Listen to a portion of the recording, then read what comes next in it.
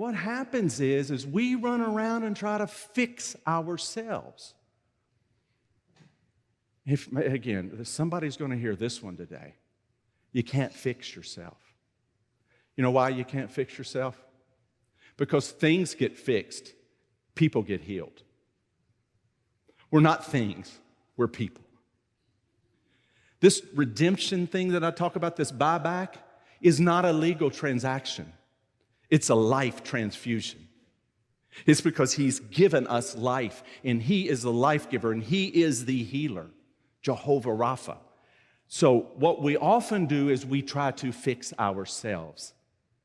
And it kind of keeps us. I did just enough spackling. I did just enough painting to keep me from having to deal with the fact that, in this case, the plaster was actually falling off the walls. I was trying to paint over it.